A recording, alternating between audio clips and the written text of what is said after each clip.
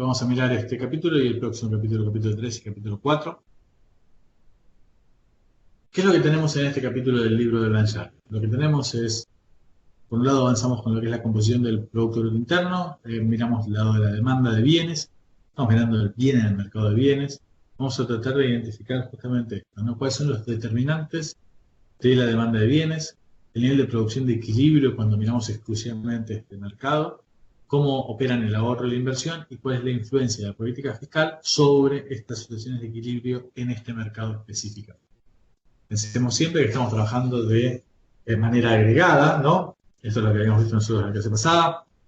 El concepto es trabajar con el agregado macroeconómico de manera completa, ¿no? Entonces vamos a hablar del mercado de bienes como un todo, sin detenernos en realidad la agregación individual del comportamiento de cada uno de los agentes económicos, de cada uno de los mercados, el mercado de chocolate, el mercado de frutillas, el mercado de pan.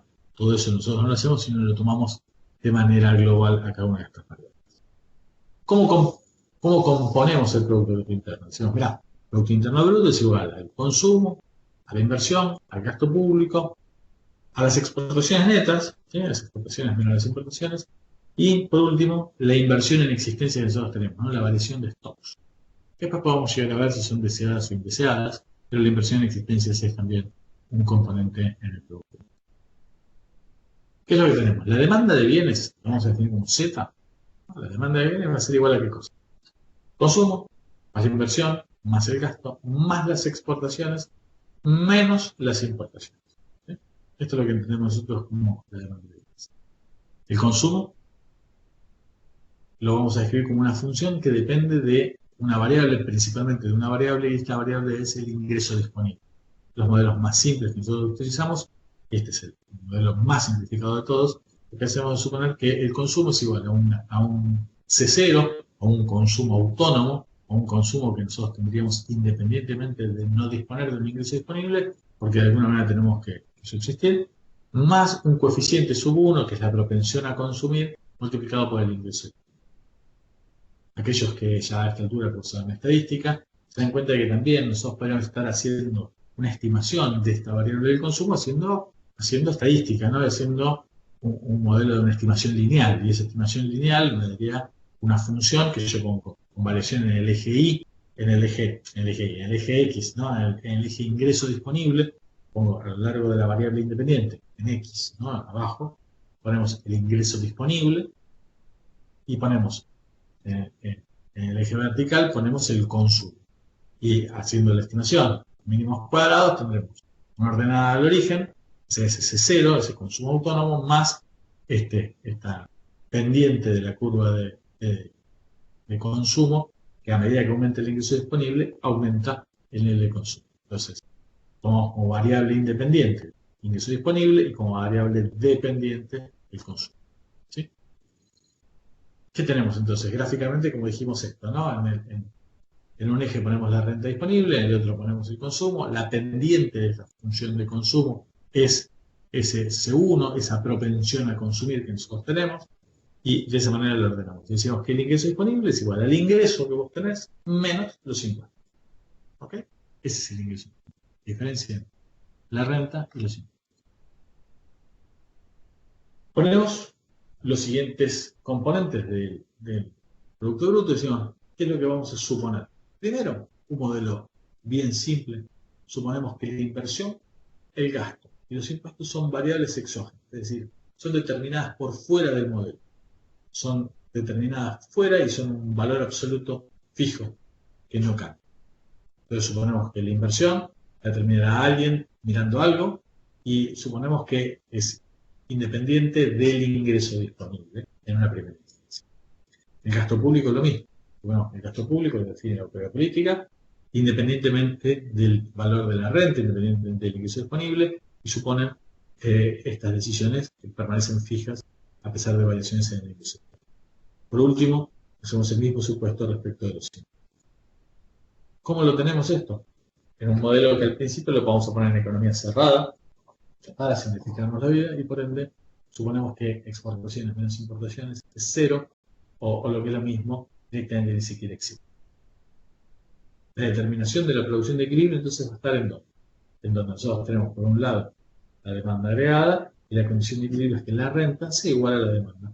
¿Sí? Entonces suponemos que Z es igual a el consumo autónomo más la propensión a consumir por el ingreso menos los impuestos, más la inversión, más el gasto, sin exportaciones netas porque ya tenemos cero porque está funcionando cerrada, y ponemos como condición de equilibrio que ese Z, esa demanda, sea igual a la renta. Entonces la condición de equilibrio es que el ingreso sea igual a la demanda.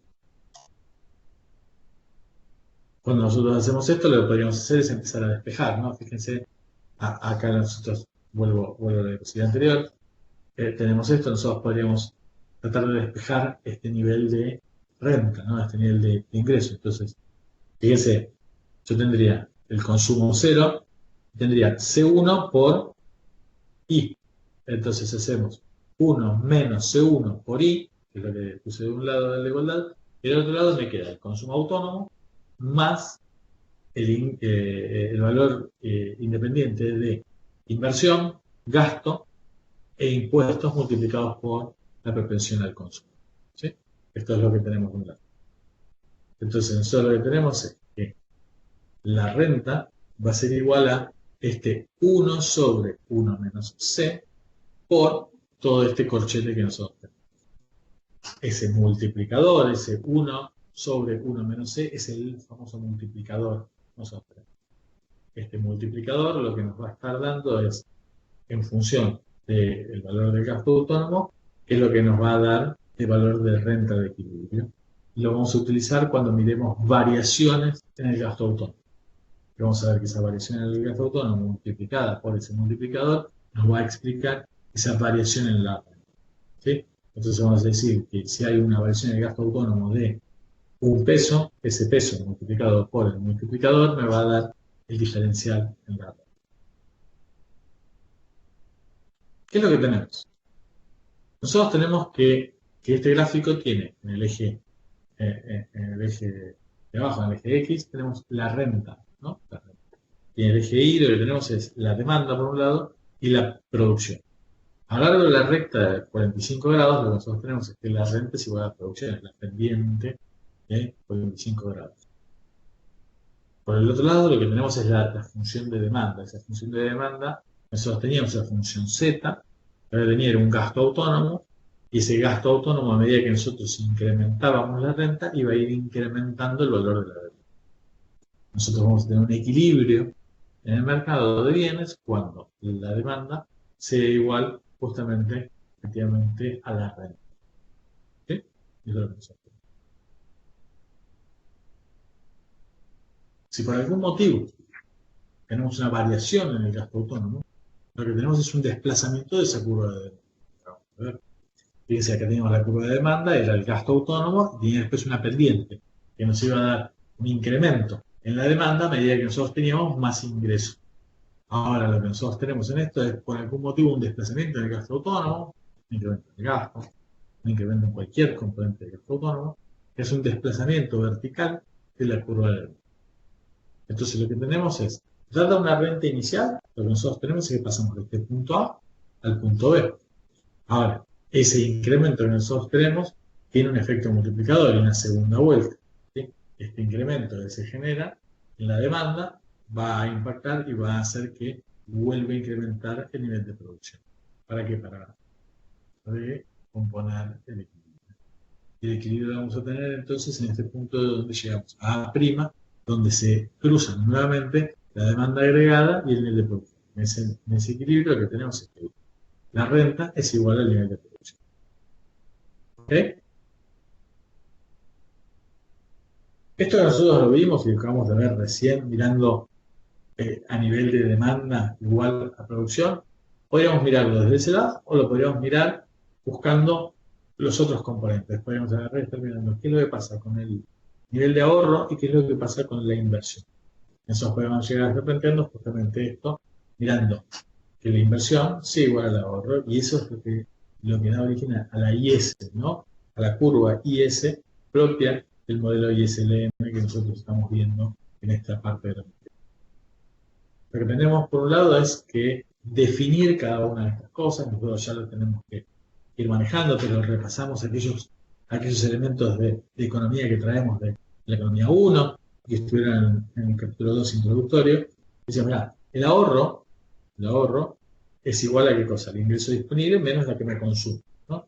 Yo tengo un cierto ingreso disponible, digamos 100, y yo consumo 80, la diferencia entre mi ingreso y el consumo será el ahorro. Por definición, tenemos entonces que el ahorro es la diferencia entre el ingreso menos los impuestos, el ingreso menos los impuestos es el ingreso disponible, ingreso menos los impuestos, menos el consumo. De ahí yo tengo como componente definido el ahorro.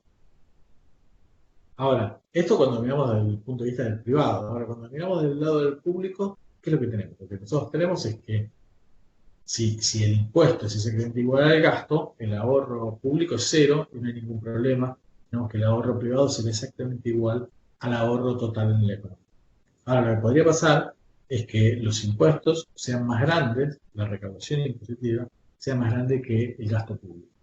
Pues si nosotros cobramos por impuestos 100 pesos y gastamos solamente 90, hay un ahorro disponible producto de esos recursos que no se han utilizado y ese es lo que se denomina el ahorro público. Por el otro lado, nosotros podríamos tener exactamente la situación otra vez, ¿no? En lugar de poner un ahorro público, nosotros podemos tener un déficit, ¿no? Cuando el gasto es más grande que los impuestos, en lugar de tener un ahorro público positivo, tengo un ahorro público negativo, es decir, tengo déficit fiscal. ¿Ok?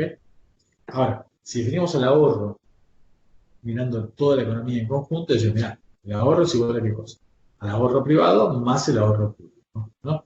Si nosotros teníamos que el ahorro público era cero, el ahorro total de la economía es idénticamente igual al ahorro privado, es decir, aquello que se fabricó menos los impuestos menos lo que se consumió. Esa parte es bastante fácil de entender. Ahora, si el sector público ahorró 10 adicionales, hay que sumarle a esos ahorros privados el ahorro público para tener el ahorro total.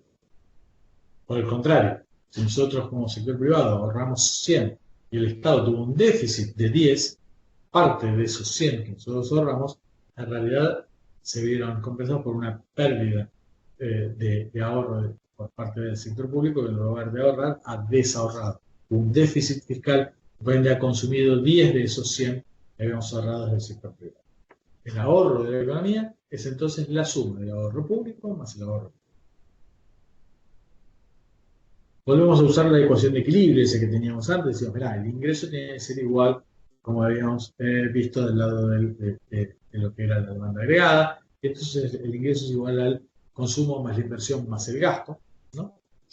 Y nosotros tenemos que el ingreso disponible, I menos T, menos el consumo, es en realidad ¿qué cosa? Lo que acabamos de decir hace un rato, el ahorro. I menos T menos C, es esto de acá, y es el ahorro. Y de este lado lo voy a tener I menos G, I más G menos T. ¿Por qué? Porque es lo que tenemos nosotros en esta ecuación. ¿Entienden los pasos que dimos? Desde acá lo que hicimos es, pasamos el consumo, lo pasamos restando para allá, y puse menos T de los dos lados. ¿Sí? El consumo lo pasé restando para la izquierda, y resté T a la izquierda de la derecha. ¿Sí? Entonces acá te queda, en este te queda el ingreso disponible menos el consumo, es decir, el ahorro privado, y del lado de la derecha tenés la inversión más el gasto menos los impuestos. Es decir, lo que nosotros podemos llegar a estar teniendo es, de alguna manera, o el déficit del sector público, o lo que es, del otro lado, el ahorro privado, el ahorro público que estaría como T menos G. T menos G es el ahorro público, G menos T es el déficit fiscal. ¿Ok? La inversión es igual al ahorro en una economía abierta, es agarrar y mirar exactamente lo mismo que acabamos de ver, pero en lugar de una economía cerrada, permitiendo exportaciones menos importaciones. Es simplemente eso, ¿no? ¿Y cómo las contamos las exportaciones menos las importaciones? Pero mirá, cuando agregamos esto, teníamos que el ingreso tenía que ser igual a la demanda, y la demanda tenemos que agregarle la demanda externa. La demanda externa, ¿qué es? Las exportaciones netas, es decir, aquello que nos compran de afuera menos lo que nos mandan de afuera. ¿No? Si las importaciones fueran cero, la demanda externa es las exportaciones, lo que nos compran de afuera. Ahora, si nos compran por 100 y nos venden por 50, la diferencia esas exportaciones netas será la demanda externa. ¿Sí? Con lo cual, esto es lo que tenemos que hacer, simplemente agregar x menos m a la cociente. Una vez que tenemos esto, si le restamos el impuesto de los dos lados de la igualdad, lo que nos queda de este lado es el ingreso menos t, el ingreso menos t, yo vuelvo de acá, ¿no? El ingreso menos t, lo que teníamos acá, es el ingreso menos los impuestos, es la renta disponible, ingreso menos t, la renta disponible, es igual a qué cosa? Al consumo, más la inversión, más el gasto, menos los impuestos, más las exportaciones. Esto que hicimos fue, resté los impuestos de acá y los resté de acá. Pusimos los impuestos de los dos lados. Esto, el ingreso disponible. Si yo el consumo ahora lo paso restando para allá, me queda expresado el ahorro. Tal como lo habíamos hecho hace un rato. El ahorro es hacer el ingreso disponible menos la que nos consume. Entonces el ahorro privado, ¿no? Es la diferencia entre la renta menos los impuestos menos lo que se consume. Y con ese ahorro privado nosotros podemos financiar ¿qué cosa? La inversión. Si el gasto es igual a los impuestos, el ahorro privado es igual a la inversión, tal cual, porque esto es cero. Y estoy en una economía cerrada, esto es cero. Ahora, si esto fue 10, si yo tengo déficit fiscal de 10 pesos, yo ahorré 100, yo voy a poder invertir 90. ¿Por qué? Porque 10 de los que me ahorré como sector privado tienen que ir a financiar el déficit fiscal. El déficit fiscal se lleva parte del ahorro privado y por ende deja menos lugar a la inversión. Obviamente, a esto tenemos que sumarle este otro término, las exportaciones netas. Entonces supongamos que, de nuevo, déficit fiscal 0 y tenemos que el ahorro es igual a la inversión. El ahorro privado igual 100, queremos saber cuánto lugar nos queda para las inversiones. Y decimos, che, pero ¿qué pasa con el mercado externo? Decimos, mirá, nosotros mandamos producción por 20 pesos por sobre lo que nos mandaron ellos a nosotros. Ok, es decir, que nosotros estamos dejando en la economía 20 unidades menos porque las mandé para afuera. Por ende, yo no las voy a poder invertir. Yo tenía un ahorro de 100 y poder invertir por 80, porque los otros 20 se los presté afuera a otro para que haga otra cosa. Ponele que lo queremos ver bien claro como si fuera exactamente inversión. Bueno, habíamos hecho bienes de capital por 20 y se los exportamos todos, los 20 tal cual, para que inviertan en otro país. Entonces los mandamos para afuera, esas exportaciones netas están afuera, por ende no se pueden aplicar en la economía argentina. No puedo invertir acá, pero estoy invirtiendo así. ¿Sí? ¿Está claro? Esto vale para ya sea para exportaciones de bienes de capital, o puede ser lo mismo cuando hacemos bienes de consumo. ¿Por qué? Porque si nosotros mandamos bienes de consumo de allá, esos bienes de consumo que mandamos para allá son bienes de consumo que no pude consumir acá. Con lo cual al final del día es lo mismo, pero podemos mirar de la misma manera.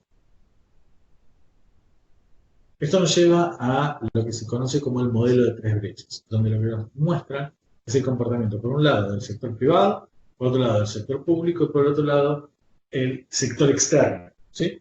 En general, lo que nosotros decimos es, mira, la aplicación del ahorro privado va a la inversión, ¿no? Va a la inversión. A esto le tenés que sumar también el ahorro público, ¿sí? Y el ahorro privado más el ahorro público te tiene que dar igual a qué cosa. Si el ahorro por sobre la inversión fue igual a 10 pesos, el ahorro superó a la inversión privada en 10 pesos, y el sector público ahorró otros 10 pesos más, 20, esos 20 me van a permitir tener a mí un superávit comercial de 20 pesos. Yo solamente puedo tener superávit comercial si hay del otro lado de la igualdad un ahorro por sobre lo que se ha invertido y por sobre el déficit fiscal que pueda llegar a haber. ¿Está claro? Si no, no hay superávit comercial. Para que haya superávit comercial, tiene que estar reflejado. Y piénsenlo de la otra manera. Imaginen ustedes un ahorro público igual a 0. Imagínense ustedes que han ahorrado 100 pesos, pero queremos invertir 50 pesos. Perdón, ahorramos 100, queremos invertir 50 pesos por sobre lo que hemos ahorrado.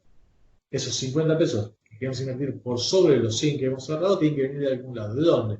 Y me dicen desde el exterior, no te preocupes, yo te lo financio. Te mando los bienes de capital que necesitas. Entonces nosotros importaríamos bienes de capital por esos 50 que nos están faltando porque estamos tratando de invertir por sobre nuestro ahorro privado. Entonces este déficit comercial va de la mano con la posibilidad de estar invirtiendo por sobre el ahorro privado. Esta es la correlación entre las distintas variables, entre lo que es el ahorro público, el ahorro privado y el ahorro externo. El superávit o déficit comercial es exactamente la inversa del ahorro externo. Es decir, si yo tengo que las exportaciones superan a las importaciones, yo tengo exportaciones netas positivas, yo tengo que en el exterior están desahorrando, están consumiendo ellos por sobre lo que ellos producen. ¿Y quién le está dando los bienes? Nosotros, se los estamos mandando. No hay un desahorro externo. Por el contrario, nosotros podríamos llegar a estar diciendo, che, escuchame, yo te mando 10 de exportaciones, pero necesito que vos aparte me mandes a mí bienes de capital y cosas por sobre lo que yo te estoy mandando. Ese déficit comercial, ese ahorro externo que me va a permitir a mí financiar por ahí inversiones por sobre el ahorro privado que yo tengo disponible. Esto es lo que tenemos en el modelo de tres brechas. ¿Qué es lo que tenemos entonces? Lo que tenemos es, cuando terminamos de cerrar de alguna manera el mercado de bienes, estamos mirando el mercado de bienes de manera concreta, nos damos cuenta de que modificaciones por parte del Poder Ejecutivo, del hacedor de políticas públicas, del nivel del gasto o del nivel de impuestos, pueden modificar el equilibrio.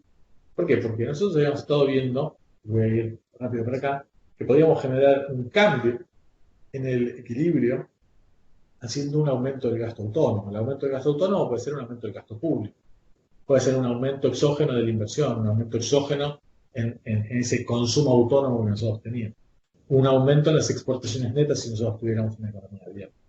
¿Sí? Este efecto, desde el punto de vista del sector público, es un aumento del gasto público. O lo que es lo mismo, una reducción en los impuestos. Recordando siempre que las reducciones en los impuestos se ven achicadas por el efecto del multiplicador, del coeficiente de la propensión al consumir. A mí me bajan impuestos por 100 pesos y yo no voy a aumentar mi consumo en esos 100 pesos. Voy a aumentar mi consumo un poquito menos, porque una parte de lo que me bajaron de impuestos lo voy a ahorrar. Por eso se ven los efectos diferentes. Ahora, el Estado podría agarrar y suponer que modificando de manera unilateral el nivel de gasto o de impuestos, puede elegir el nivel de equilibrio, el nivel de producción de equilibrio. Entonces,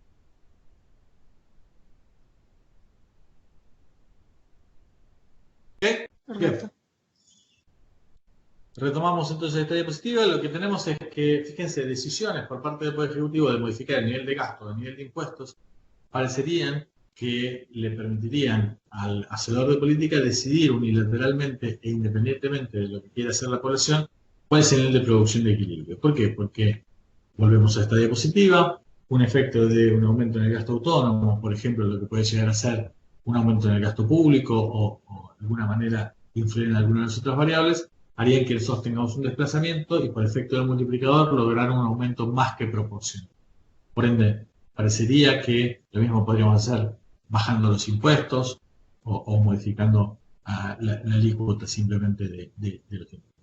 Esto parecería que le deja al Estado la posibilidad de decidir de manera omnipotente el nivel de PBI de equilibrio. La verdad es que esto no es tan así. Primero porque tienen que pedir autorización al Parlamento, al Congreso, en cada uno de los países para aumentar o disminuir el gasto público, tiene que pasar una ley de presupuesto. Y en general esta es una discusión que necesita ser acordada. Por otro lado, lo mismo pasa cuando quieren modificar los impuestos, subir los impuestos o generar deducciones en los impuestos. Con lo cual, todas estas son decisiones que no son tan rápidas de ejecutar por parte de los ejecutivos. Aunque en situaciones de emergencia, esto tiende a tener cierto margen de modificación. Por otro lado, también las decisiones que se tomen en el gasto público van a influir también en los niveles de inversión y de importaciones. ¿Por qué? Pues son variables que no son total y absolutamente independientes. Nosotros hasta las tomamos como que eran exógenas, como están determinadas fuera del modelo, pero después cuando miremos vamos a ver que esto no es tan así. Por varios motivos. Primero, porque las decisiones son tomadas en muchos casos por agentes económicos individuales y esto hace que debamos de alguna manera tener en cuenta las preferencias de cada una de las personas que intervienen en la economía. al mismo tiempo porque se afectan lo que son las expectativas de los agentes económicos. Cuando afectamos las expectativas, esto va a impactar también en el nivel de consumo o en lo que es lo mismo la función de consumo, la función del consumo, etcétera, etcétera. Además, si nosotros estamos teniendo un crecimiento de la demanda generado por un aumento del gasto público, porque estamos de alguna manera cebando la bomba, estamos empujando para que crezca la economía, esto en general va a tener impacto en inflación, se va a ver visto reflejado por un aumento en los niveles de precios que se observan en la economía. Al mismo tiempo, un déficit fiscal, ¿no? El resultado de un incremento del gasto es déficit fiscal. Altos déficit fiscal financiados con endeudamiento al final del día terminan impactando también en el PBI equilibrio, porque se están preguntando todos los agentes hasta qué punto podrá seguir endeudándose ese gobierno. Con esto cerramos la primera versión del análisis del mercado de bienes con un mercado muy simplificado, en el cual suponemos que hay muchas variables que son totalmente exógenas.